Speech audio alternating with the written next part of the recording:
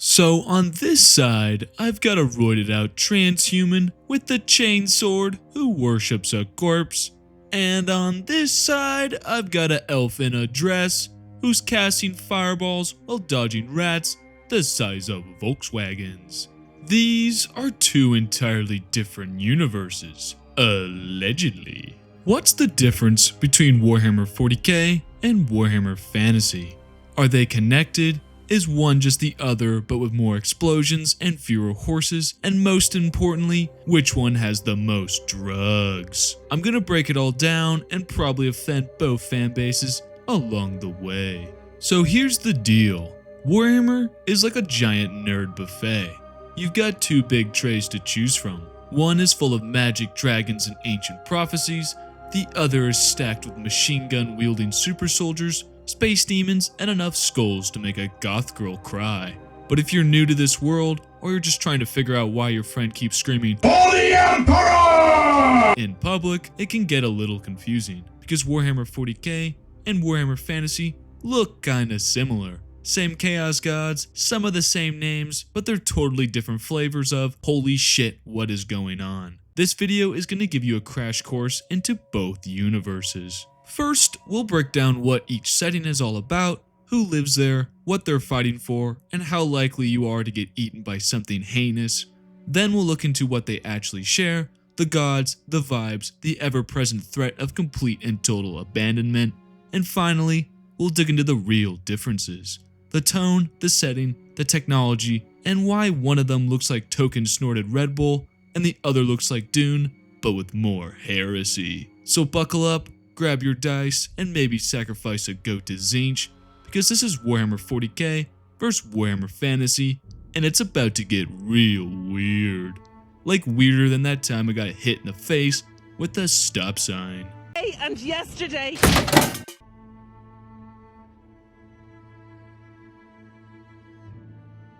Welcome to the galaxy of Warhammer 40k, where it's always the worst day of your life, forever. Forever. Forever.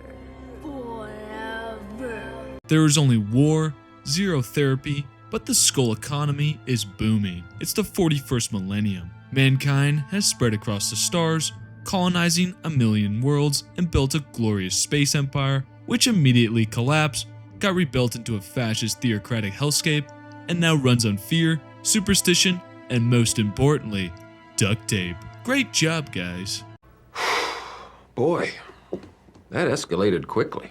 This is the Imperium of Man, which is the main human faction, and they are barely holding it together. They worship the God Emperor of mankind, a dude so powerful he conquered the galaxy, got betrayed by his favorite son, and now has been sitting half dead on a golden life support toilet for the past 10,000 years. Every day, thousands of psychers are sacrificed just to keep his soul flickering like a haunted Christmas tree. They're soldiers, 10 foot tall, genetically engineered space marines. They wear power armor, read nothing but battle reports, and solve every problem with a chainsword to the face. Their bureaucracy, a nightmare tangle of ancient data slates managed by brain-dead humans called servitors. But it's not just humans running around playing Mad Max in the 41st millennium.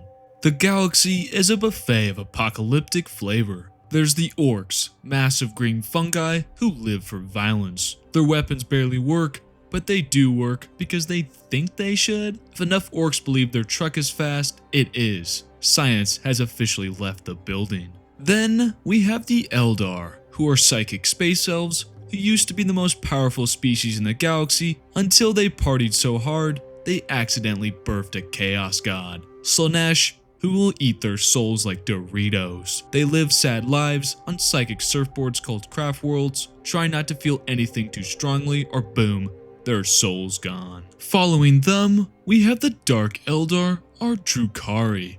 They're the evil cousins who decided just to lean into the whole murder and torture lifestyle. They live in a city made of knives, abduct people across the galaxy for gladiator games and weird torture magic. Kinda kinky. They're basically space Cenobites with a better sense of fashion.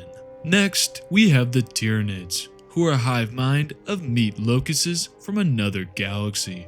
No thoughts, just biomass. They roll in, consume everything with mouths stacked on mouths, and turn planets into smooth balls of sadness. After them, we have the Necrons, the undead Egyptian robot skeletons who made a deal with star gods and now hate everything, including each other. They're just starting to wake up after a few million years of napping and found the galaxy cluttered with a lot of loud kids all up on their lawn. And let me tell you, they do not like it. Get off my lawn! Last but not least are the Tau, the youngest and honestly the most optimistic, which means everyone hates them. They believe in something called the greater good. It's pretty much a space anime version of communism with giant Gundam suits, propaganda drones, and questionable mind control. But they also have free Wi-Fi. The Imperium has rotor phones and skulls full of USBs, so honestly, the Tau kinda have it going for them. But at the heart of all this madness, the true puppet master of the entire galaxy's endless suffering is Chaos. Chaos isn't just a faction, it's the literal embodiment of everything awful anyone has ever felt. All that hate, lust, ambition, despair, jealousy, and Reddit comment energy bleeding into a parallel dimension called the Warp. Think of the Warp like a swirling ocean of pure emotion where physics goes to die and the laws of reality are optional. From that psychic soup rose the Chaos Gods, the four horsemen of please make it stop. There's Korn, the blood god. He hates magic, loves violence, and will absolutely reward you for rage quitting your life. His motto, say it with me guys, blood for the blood god! Blood for the blood god! Blood for the blood god! Yes, he has a literal throne made of skulls. And yes, people are still adding to it. And finally, yes, he's my favorite. Then there's Nurgle, the plague god. He's a jolly bloated grandpa of complete rot. He'll infect you with 37 diseases and then make you thank him for it, because suffering is love now, apparently. After him is Tzeentch, the god of change. He's the master of sorcery, manipulation, and planning 500 moves ahead in a game no one else knows they're even playing. He's basically the Warp's DMV, full of loops, forms, and endless mind games. Finally, we have Slaanesh, the prince or princess of excess. Born from the Eldar's galaxy-shattering orgy, Slaanesh represents pleasure, pain, perfection, obsession, basically anything that makes you say, hold on guys, that's illegal. These gods warp reality, twist mortals into abominations, and constantly whisper promises of power, immortality, and terrible fanfic into the ears of the desperate. Chaos Space Marines? Those are your ex-loyalists who looked at a demon and said, you know what, I kinda want that inside me. Entire planets fall to chaos, empires burn, and civilizations unravel. You can't beat chaos? Not really, because it's a part of you. As long as mortals feel things, hope, fear, anger, and love, chaos exists. You can shoot a tyrannid, you can nuke an orc, but you can't kill the human condition. And in 40k, that's the real enemy. So that's Warhammer 40k, a hopeless sci-fi apocalypse where everyone is either a war criminal, a metal robot, or about to explode from exposure to psychic space goo. Now, let's rewind the clock and take a stroll into the grimdark forest of Warhammer Fantasy.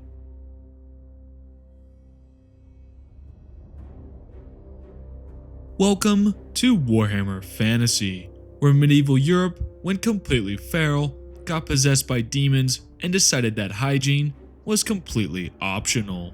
This is a world shaped by gods, ancient empires, and the very cozy reality that at any given moment, a horde of beastmen might burst out of the woods and eat your feet.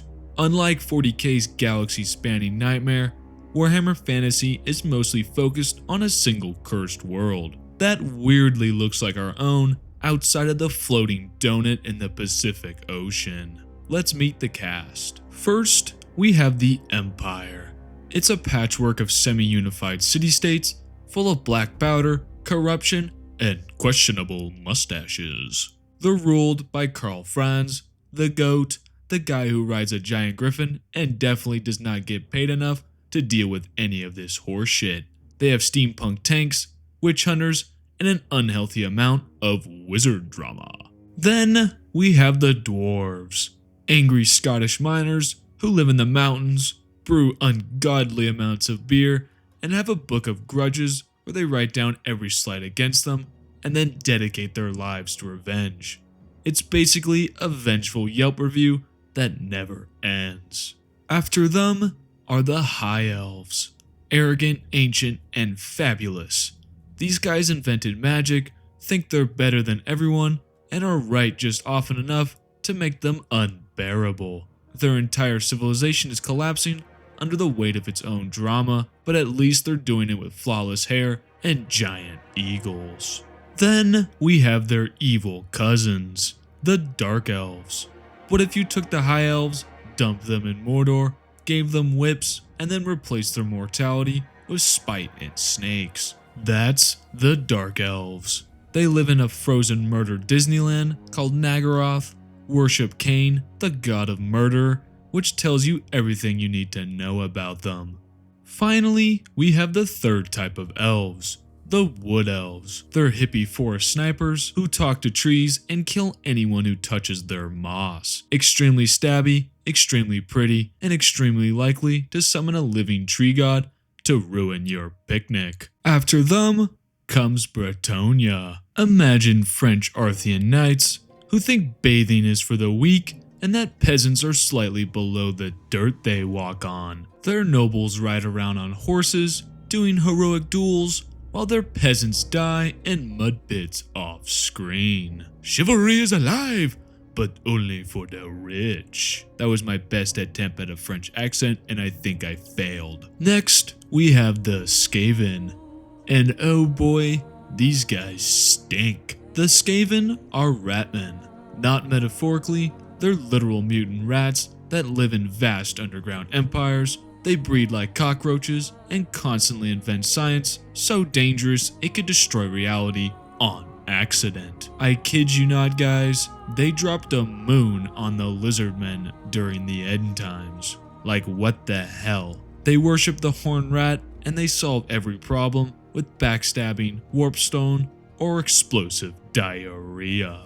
Following them, we have the Gits, orcs and goblins. They're the same lovable fellas from the 40k universe, but in fantasy, they're more mushrooms and clubs than guns and spaceships. They fight because it's fun, they yell, "Wog!" and their siege weapons are held together by spit, bones, and a little bit of optimism. Then we come to my favorite race, the Vampire Gowns. Gothic horror on steroids. Castles, bats, skeletons, zombies, and the biggest Chad of all time. They are 90% drama, 10% bats, but let me say, Vlad von Karstein is my boy, and Manfred can choke on unbaked potatoes. Potatoes. Boil 'em, mash 'em, stick 'em in a stew. For those who don't know, Manfred literally caused the world to explode. Yeah, that's not cool, man. Following the spooky theme, we have the Tomb Kings. Think Egyptian undead royalty, dignified, glorious, dusty. They don't like the vampire counts because they use necromancy with class. Also, they have giant animated sphinxes and chariots made of bone. And don't let me forget Cetra the Imperishable, the owner of the longest name I've ever seen in my life. And last but not least, we have the Lizardmen, ancient Mayan-themed dinosaur people who speak in clicks and star signs. Their slan magic priests are basically psychic toads who levitate and do more thinking than the rest of the factions combined. They follow the old ones who are probably ancient aliens, and they hate chaos so much, it's their only personality trait. In Warhammer Fantasy, chaos is the corrupting, mutating force that seeps in from the realm of chaos, a magical dimension of madness constantly pressing against the mortal world like an overfilled balloon of bad vibes and mutations. They're the same four gods though. Khorne, who still loves violence, Nurgle is still your plague daddy, Tzeentch is still changing everything because he can't stand consistency, and Slaanesh is still into things we can't legally describe on this platform. Psst, it's ketamine. Chaos champions wander the wastes, seeking favor from their gods, hoping to ascend into immortal demonhood. Or accidentally turn into a puddle of testicles and die screaming. Entire Norscan tribes dedicate themselves to chaos worship, mutants infest the woods, beastmen rampage in the dark corners of the world, and when a chaos incursion begins, entire civilizations fall.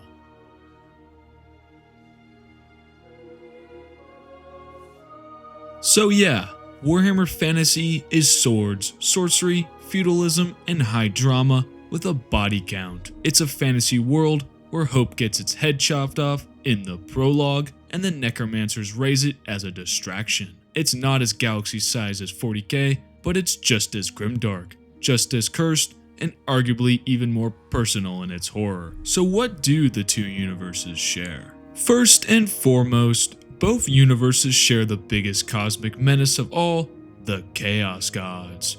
Whether it's in space or on a muddy battlefield, the ruinous powers are always whispering in someone's ear. Same lineup in both settings as well. Khorne, the bloody war god who hates magic but loves decapitations. Nurgle, the fly-covered grandpa of rots and hugs. Tzeentch, whose plans have plans inside plans disguised as other plans.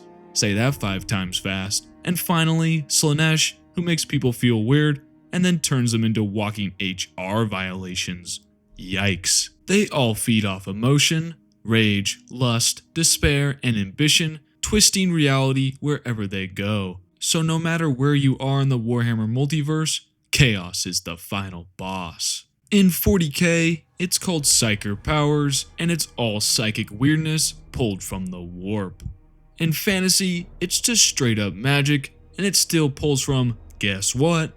The warp or immaterium. Different flavors, same spicy meatball. In both worlds, magic is dangerous, corrupting, and likely to summon something that will either flay your soul, eat your friends, and then insult your intelligence while doing it.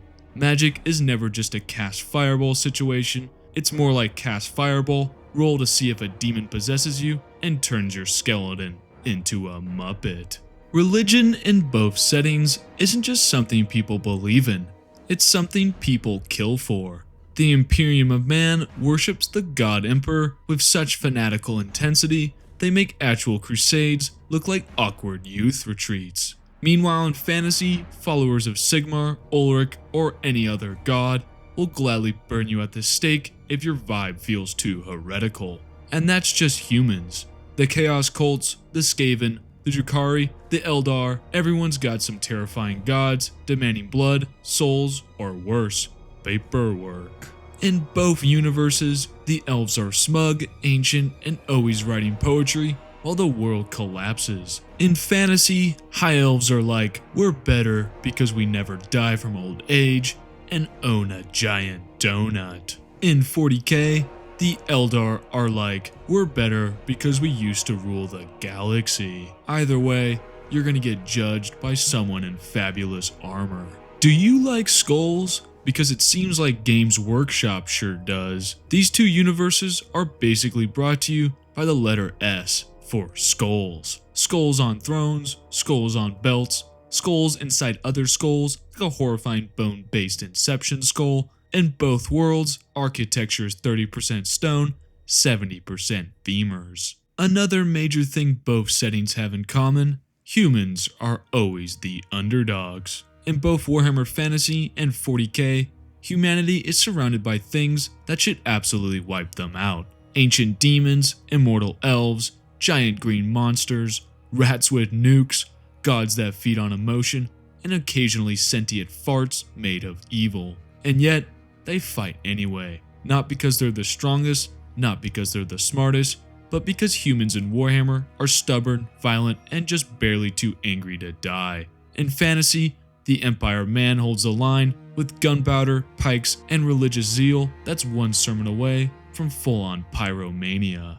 In 40k, the Imperium of Man survives because it's built on sheer bureaucracy, holy rage, and enough lasguns to melt a continent, if you're patient enough to pull the trigger 80,000 times. It's this theme of grit over glory, willpower over logic that binds them together. Humanity in both universes is like, yeah, we saw the demon eating a moon, but we've got a shovel and a dream. Now here's the spicy lore bit. For a long time, Warhammer Fantasy and Warhammer 40k were implied to be connected. Not just thematically, they were literally connected. There are old editions, RPG books, and miniature games that all hint at a shared continuity. The old ones, mysterious godlike aliens in both settings, same guys. The warp and realm of chaos being identical, check. Lizardmen tech and fantasy being suspiciously sci-fi, and chaos demons exactly the same in both universes. There were even wild fan theories that the Warhammer Fantasy world was a forgotten planet in the 40k galaxy, maybe even inside the Eye of Terror, or an artificial realm sealed off by the old ones. Of course, Games Workshop never confirmed any of this and probably won't because lawyers suck, but for a time, the lines were delightfully blurry. These days though, they've split things cleanly into two separate universes. Age of Sigmar replaced fantasy, and 40k went full tilt into space horror. Still, those early connections, they live on in memes, in obscure rulebooks, and in the nightmares of lore nerds who just want to believe that Slaanesh is out there flexing across dimensions. Oh boy, that's a gross image in my head. Oh boy. Ready to dive into the differences between the two? Because oh boy, there are plenty.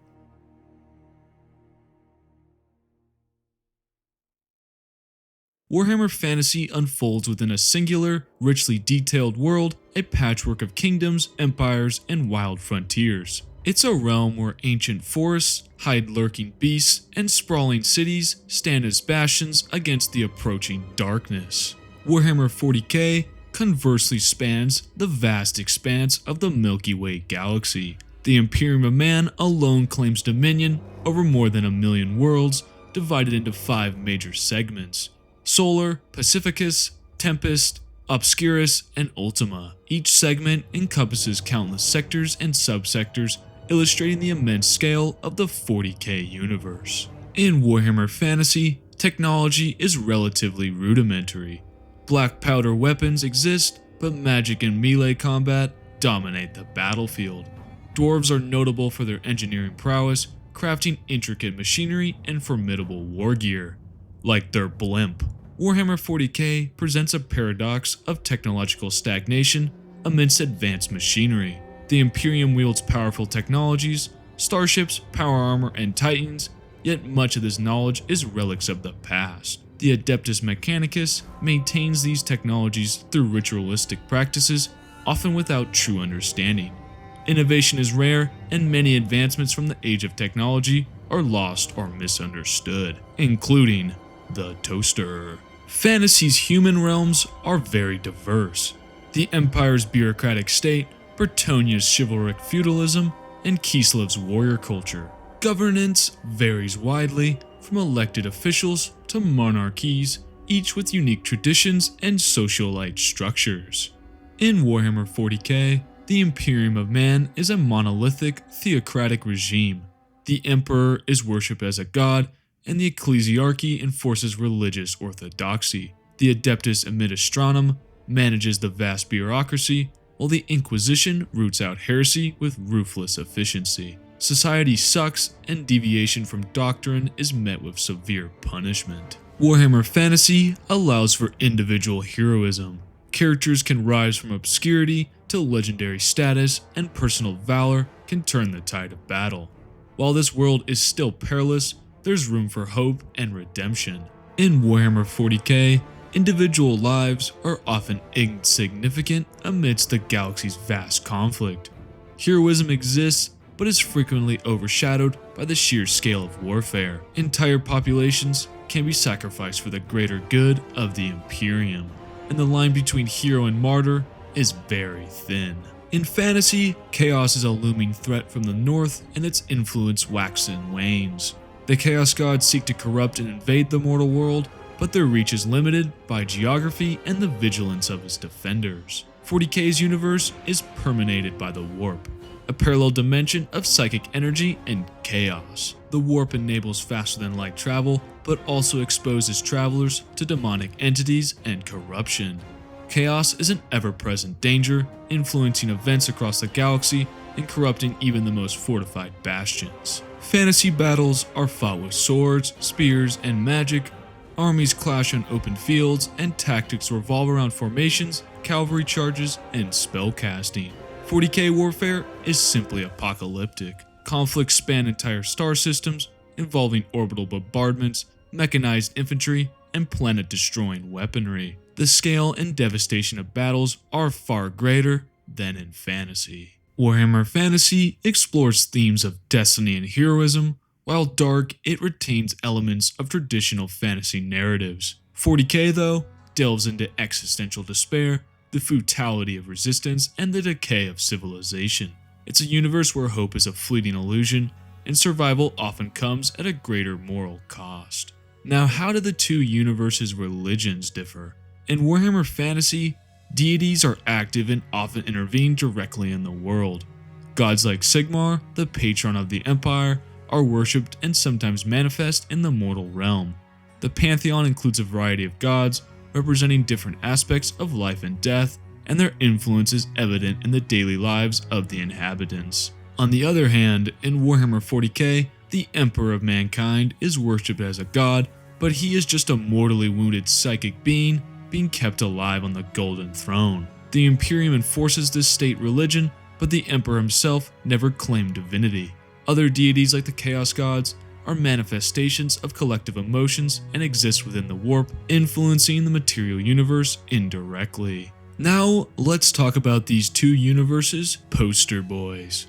Sigmar, once a mortal warrior king in fantasy, he later ascended to full godhood by punching evil so hard he became religion. He's the patron of humanity, god of hammers, and looks like he could bench press a cathedral. And then we have the God Emperor of Mankind, a 40K sized escalation. He's an ancient psychic super being who unified Earth, conquered the stars, made the Primarchs, then got mortally wounded by one of them. Now he sits on the Golden Throne, held barely alive, needing 1,000 souls every day just to function like the galaxy's worst life support system. People worship him as a god against his wishes, and he hates everyone equally. Sigmar is a bro with a hammer who fights alongside you. The Emperor is a corpse daddy, screaming psychic nonsense from a throne that smells like death and whatever I ate from Taco Bell. Finally, let's talk about the different races each universe has.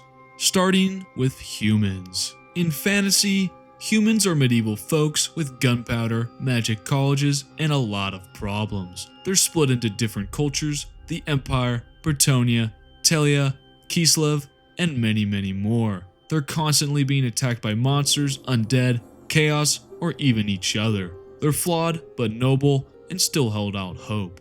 40K on the other hand, humans are just one race, one Imperium, a bloated space empire full of religious dogma, suffering, and bureaucracy. The average citizen lives in a hive city with a life expectancy shorter than an orc's attention span.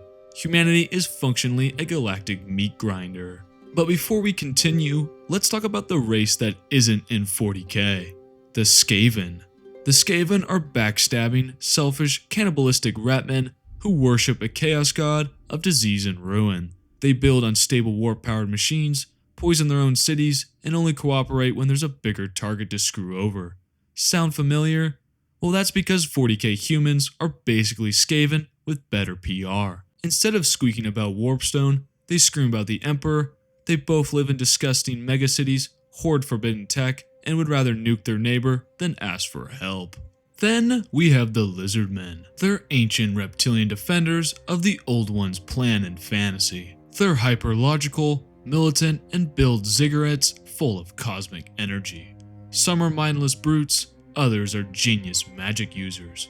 In the end times, some lizardmen literally board spaceships and blast off to unknown parts of the galaxy. So yeah, some fans think they are the old ones from 40k, or at least servants of them. After all, the old ones in 40k are ancient spacefaring reality engineers who just disappeared. And the lizardmen kinda look like what you'd get if you left the old ones' pets in charge. Now, let's talk about the elves. Fantasy elves come in flavors: high, dark, and wood. They're magical, ancient, and the best at everything except not dying in horrifying ways. The Eldar are space elves. They used to rule the galaxy, but got too horny and emotionally unstable and accidentally birthed a chaos god. Now they live on psychic cruise ships, wear soul-collecting armor, and cry a lot. Both are ancient, arrogant, and living on the edge of extinction. But 40k took the melodrama and cranked it to 11. Then we have my favorite undead boys. In fantasy, we have skeletons, vampires, leeches, ghosts, all powered by necromaniac magic and bad life choices. Vampires rule creepy castles, Tomb Kings guard desert ruins, and Nagash is basically death with a grudge. In 40k, the Necrons are ancient robot zombies who traded their souls for immortality. They sleep in tomb worlds, rise in unstoppable waves, and once ruled the galaxy. They're less evil wizards and more cold, bitter gods with laser weapons. Then we have the Great Gits. Fantasy orcs and goblins are green, dumb, aggressive, and love a good scrap. They follow war bosses, ride squigs, and believe shouting louder makes your spells stronger. In 40k, they're basically the same, but in space. And also funguses. And also capable of building tanks out of junk that work because they believe they should. Their tech functions on vibes and psychic collective delusion. Fantasy orcs are stupid. 40k orcs are so stupid they accidentally broke the laws of physics and became unstoppable. And finally, we have the dwarves. Fantasy dwarves are grumpy, bearded, and obsessed with grudges. They make the best weapons and hold grudges so long they turn into literal history books. 40k has the squats, which are basically space dwarves until they got eaten by Tyranids and erased from canon, until recently. Now, they're called the Leagues of Votann, and they're back, technologically advanced, now with clones who pilot mechs and mine the stars. Fantasy dwarfs are proud warriors, 40k dwarfs are legally distinct, but emotionally identical, only with more plasma guns. The only thing they share is their love of beards. So whether you're swinging a sword in the old world, or firing a plasma gun in the grim darkness of the far future, one thing's clear. Games Workshop has mastered the art of recycling and somehow making it even cooler the second time around. Fantasy and 40k are two sides of the same cursed coin. One gives you dragons, the other gives you demons and power armor. But both offer deep lore, awesome factions, and a whole lot of suffering. Let me know in the comments which universe you'd rather be stuck in, and which race you'd main, even if it means dying horribly in the first 5 minutes. Don't forget to like, subscribe, and share this video with a fellow nerd lost in the warp or the woods. Stay milk, guys. I'll see you in the next video.